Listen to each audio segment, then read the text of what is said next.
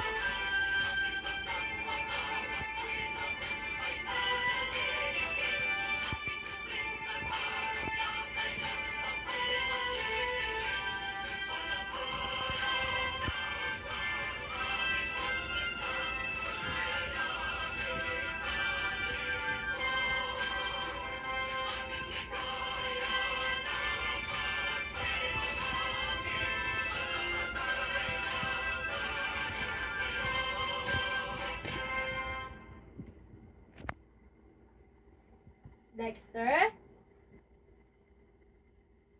Amen. Manatiling nakatayo para sa ating ehersisyo.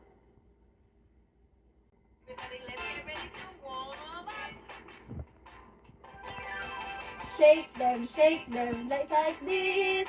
Shake them just like this. Shake them just like this. Arrow your hand. Wiggle them just like this. Wiggle them just like this. Wiggle them just like this. Arrow your hands. Clap them just like this. Clap them just like this. Clap them just like this. Arrow your hands. Like to do. I like to move. Shake them just like this. Wiggle them just like this. Clap them just like this. Then roll your head. Magaling mga bata!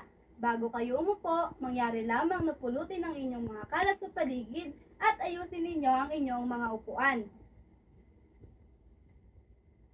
Mga bata, sabay-sabay nga kayong tumingin sa labas at sabihin ninyo sa akin kung anong panahon tayo mayroon ngayon. Anong panahon na mayroon tayo ngayon? Magaling! Ulitin nyo nga ng sabay-sabay. Sino naman kaya ang makakapagsabi sa akin kung anong araw tayo ngayon? Sige nga, Janelle. Mahusay! Ulitin nga ninyo ng sabay-sabay kung anong araw tayo mayroon ngayon. Ngayon naman, aawitin natin ang awiting pito-pito.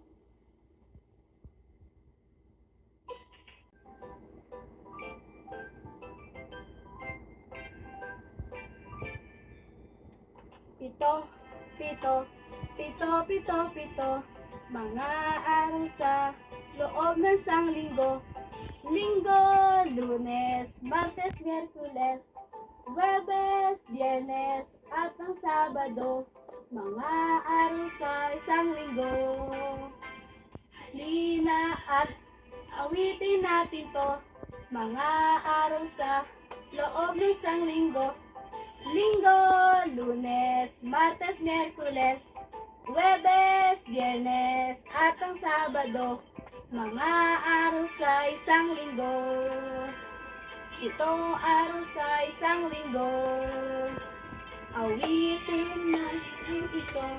Isa, dalawa, tatlo, apat, lima, anim, pito. Napakagaling naman ninyo mga bata. Dahil dyan, bigyan ninyo ang inyong mga sarili ng good job clap. Pero tutulungan muna kayo ni teacher kung paano nga gawin ang good job clap. 1, 2, 3. 1, 2, 3. G-O-O-D. Good job!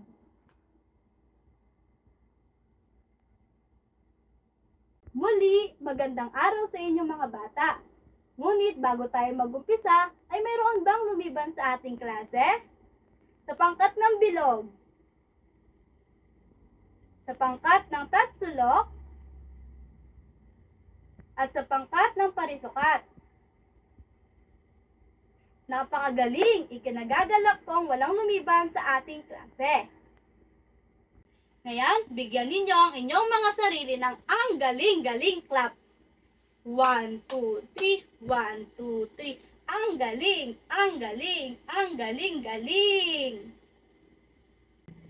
Mga bata, natapos niyo ba ang takdang aralin na ibinigay ko sa inyo?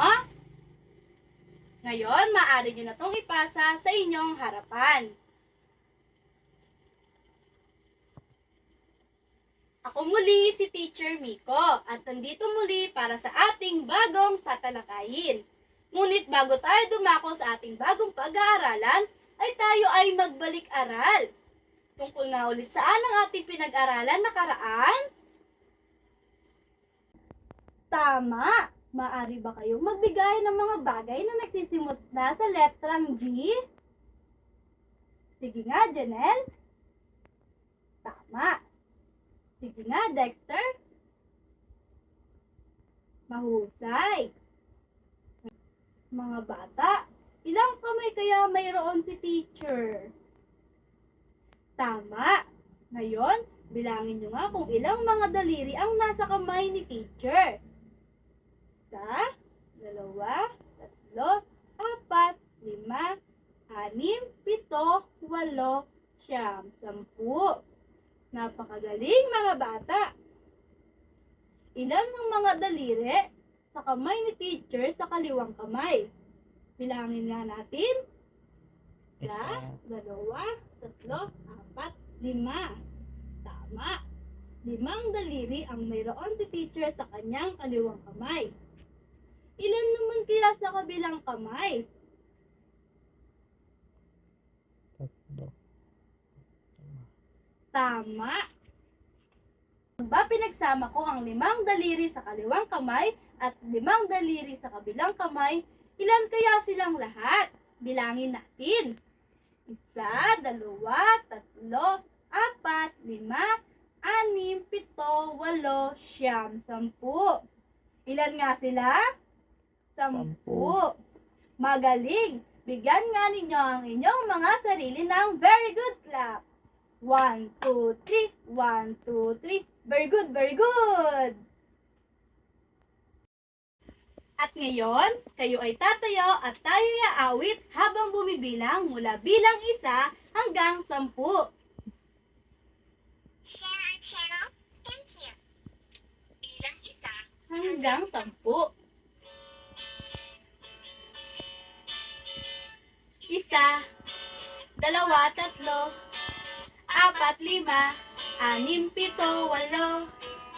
9, 10. Binilang ba ninyo? Sige na, ulit-ulitin nyo. 1, 2, 3, 4, 5, 6, 7, 8, 9, 10. Binilang ba ninyo? Sige na, ulit-ulitin nyo.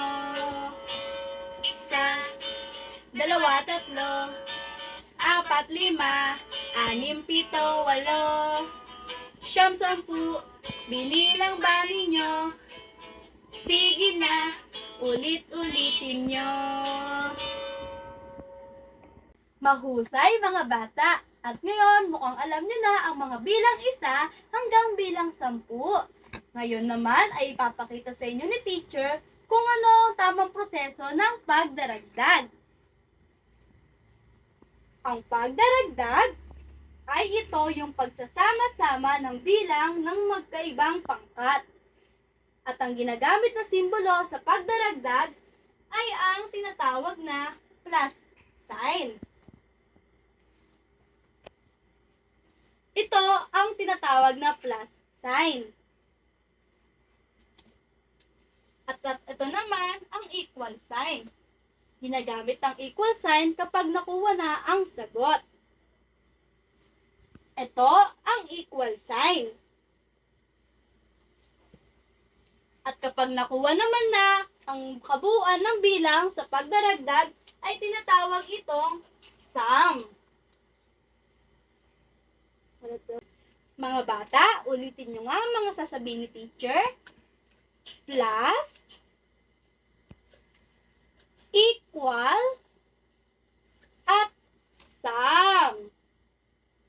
Ano nga ulit ang tawag sa simbolo na ginagamit sa pagdaragdag? Plus sign. Ano naman ang tinatawag sa simbolo na kapag nakuha na ang sagot? Ay equal sign. Ano naman ang tawag sa kabuuang bilang na nakuha sa pagdaragdag? Sum. Magaling! Ngayon naman ay umpisa na nating talakayin ang ating bagong aralin, ang pagdaragdag, at gagamit tayo ng larawan, konkreto o mga nahawakan na bagay para na matutunan ng tamang proseso ng pagdaragdag. Ito ay ang tinatawag na abacus. Pwede siyang gamitin sa pagdaragdag at pagbabawas. Ngayon, bilangin nga natin kung ilan ang mga bilog na hahawakan ni teacher.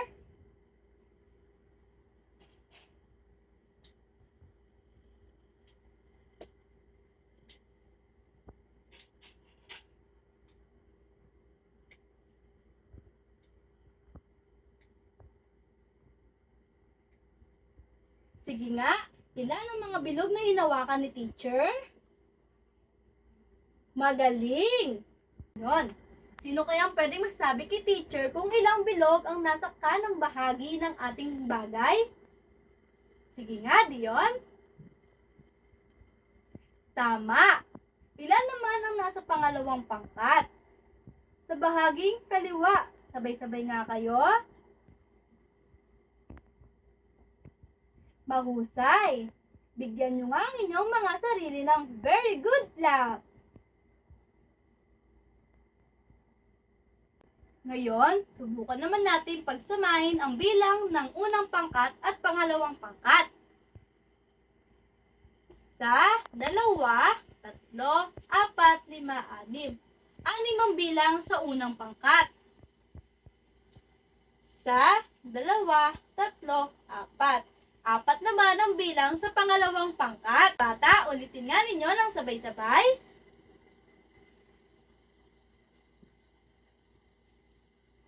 Napakuhusay! Bigyan nga ninyo ang inyong mga sarili ng pop-up clap. Bata, ngayon may inihanda akong aktibidad upang mas maintindihan nyo pa at mas managdagan pa ang inyong kaalaman tungkol sa ating aralin. Ngayon, mga bata, ang bawat pangkat ay uupo lamang sa lapag ng pabilog. Ganito ang ating gagawin. May mga iba't ibang larawan ng hugis na ipapakita sa inyo si teacher. Mamimili kayo ng 2 hugis at gagayahin nyo ito sa pamamagitan ng popsicles. Ngayon, narito ang halimbawa ng inyong gagawing aktibidad. Ididikit ninyo ang mga popsicles sa illustration board na ibinigay ni teacher. Ito, halimbawa, napili ko ay triangle at gumamit ako ng 3 popsicles para mabuo ko ang hugis na triangle. At sa pangalawa naman ay meron akong square. Gumamit ako ng 4 na popsicles para mabuo ko ang square. At bibigyan kayo ni teacher ng marker. Lalagyan nyo ng plus sign sa pagitan ng 2 hugis at equal sign pagkatapos ng pangalawang hugis. At ilalagay nyo kung ilan ang kabuuang ginamit nyong popsicles. Bilangin nga natin. 1, 2, 3. Dagdagan ng 1, 2, 3, 4. 3. Dagdagan ng 4. 1, 2, 3. 4, 5, 6, 7. Ang kabuuan ng nagamit ng popsicles ni teachers ay 7. Ngayon, bibigyan ko kayo ng 10 minuto para matapos ang inyong aktibidad. Ngayon naman ay titignan natin ang bawat gawa ng mga pangkat at kung tama ba ang kabuuang bilang nila sa mga popsicles na ginamit sa hugis.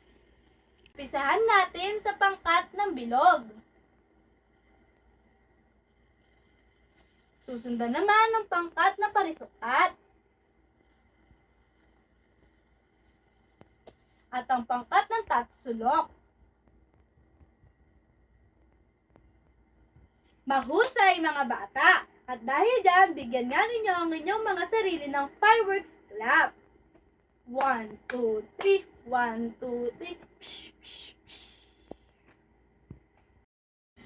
At ngayon mga bata, makinig kayong mabuti at tayo ay maglalaro. Merong inihanda si teacher. Ang gagawin lang ninyo ay pipila kayo at isa-isa kayong sasagot sa inihandang adding machine ni teacher. Tara na at tayo'y mag-umpisa. Ipapaliwanag ko muna kung paano ang paraan ng ating laro. Si teacher muna ang mag-uumpisa tapos susundan nyo. Sa ating unang pangkat ay may bilang na 3. At sa pangalawang pangkat naman ay may bilang na 1. Gagawin ninyo ay kukuha kayo ng bilog na papel sa ating lalagyan. At ipapasok nyo ito sa baso kung ilan ang mga bilang na nakalagay sa ating adding machine. Dito, sa ating unang pangkat ay may bilang tayong 3. Kukuha si teacher ng 3 bilog na papel. At isushoot ko siya dito. Sa 2, 3. At sa pangalawang pangkat naman ay meron tayong bilang 1. At kukunin ni teacher ang box. Bibilangin natin kung ilan ang bilang ng bilog na papel para makuha natin ang kabuuang bilang sa ating adding machine. 1, 2, 3, 4. 3, dagdagan ng 1 ay magiging 4. Oh. Humanda na kayo at pagbilang kong 3 ay kayo naman ang susunod.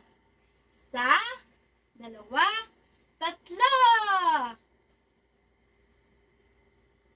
Mahusay mga bata! Tunay ngang natutunan ninyo ang ating bagong aralin. Ngayon ay maaari na kayong magsibalik sa inyong kanya-kanyang upuan.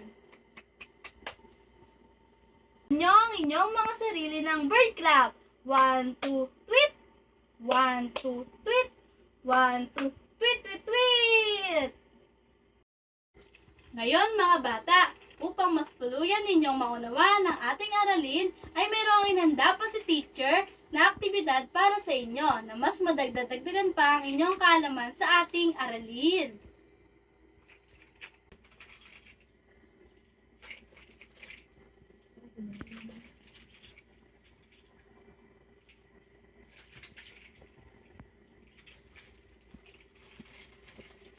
Ngayon, ipapangkat nyo ang mga Lego ayon sa mga sasabihing bilang ni teacher. At pipili si teacher kung sino ang sasagot para sa kabuuang bilang ng 2 pangkat.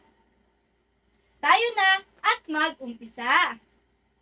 Sa unang pangkat ay may 8 Lego.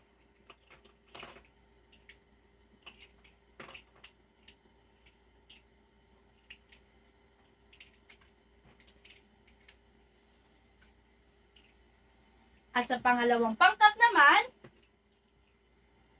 ay may 1 Lego. Ilan kaya ang kabuuang bilang ng mga Lego? Sige nga, Dion, ilan ang kabuuang bilang ng Lego? Magaling! Bigyan natin si Dion ng may tama ka clap. 1, 2, 3. 1, 2, 3. May tama ka! Sa tingin nyo, bakit kaya mahalaga matutunan ang tamang pagbibilang at ang tamang pagproseso ng pagdaragdag? Halimbawa nito ay bibili ka sa tindahan ng candy at mayroon kang 10 piso. Bumili ka ng 4 na cola candy, 2 gummy worms, at 3 chocolate nips. Ngayon, ilan ngayon ang mga nabili mong candy? Bilangin natin gamit ang ating Lego. 4 na cola candy, 1, 2, 3, 4. At 2 gummy worms, 1, 2. At 3 chocolate nips, 1, 2, 3. Ilan ang ating mga nabiling candy? 1, 2, 3, 4, 5, 6, 7, 8, 9, 10, 11, 12. Tama, siyam ang mga kabuuang halaga ng nabili mong candy. Magkano nga ulit ang pera mo? Magkano kaya ang natira?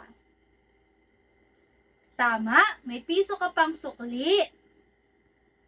Ako, napakagaling niyo naman. Ngayon, alam niyo na ang kahalagahan ng pagkatuto sa pagbibilang at pagdaragdag.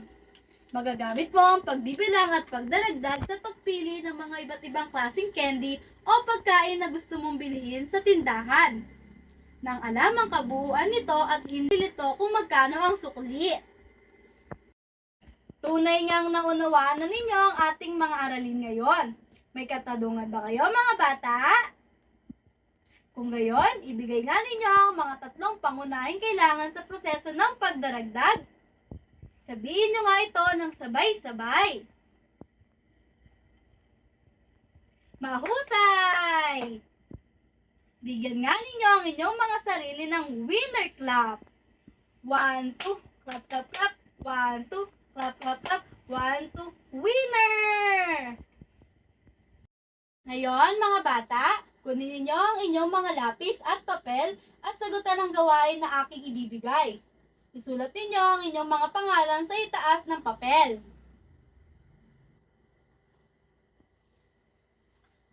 Ito ang panuto.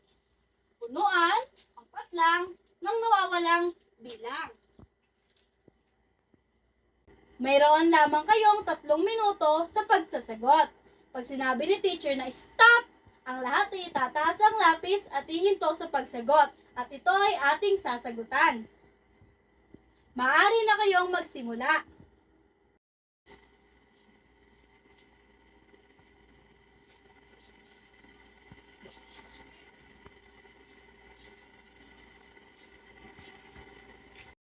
Ngayon mga bata, narito ang mga tamang sagot. Tingnan niyong mabuti at itama ang inyong mga sagot. Itaas ang kamay ng mga nakakuha ng tama. Ngayon mga bata, para sa inyong takdang aralin, ay may bibigay ako sa inyong mga activity sheets. Mga bata, ganito yan. Bago nyo kulayan ang ibinigay ni teacher, kailangan nyo munang buuin ang mga bilang ng 2 pangkat. At ang magiging sagot ay nakaayon sa bilang kung anong kulay ang ilalagay ninyo. Ipapasa ang takdang aralin sa susunod nating pagkikita. Ngayon, mga bata, itabi na ang lahat ng gamit at tingnan ang paligid kung may mga kalat. Tingnan kung may mga papel sa ilalim ng inyong mga lamesa. Pagkatapos ay tumayo para sa ating pangwakas na panalangin. Amen. Ngayon mga bata, tayo ay awit ng awiting Paalam na Sa'yo.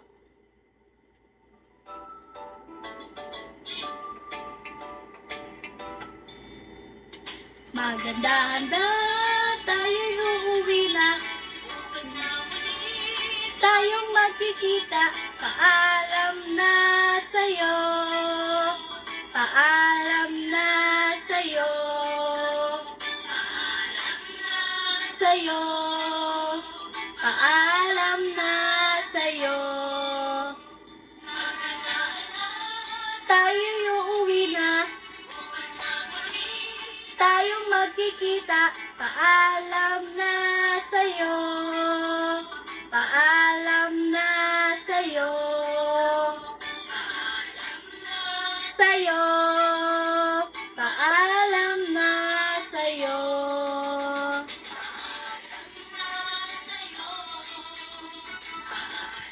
Na sa'yo. Paalam na sa'yo. Paalam na sa'yo.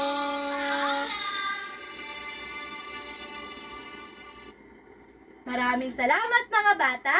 Mag-ingat. Di, hawak mo na to. Di, last na to. Dito. Game, Beb? Di, kabila. Game? Maraming salamat mga bata. Mag-ingat kayo sa inyong pag-uwi. Hanggang sa muli. Paalam!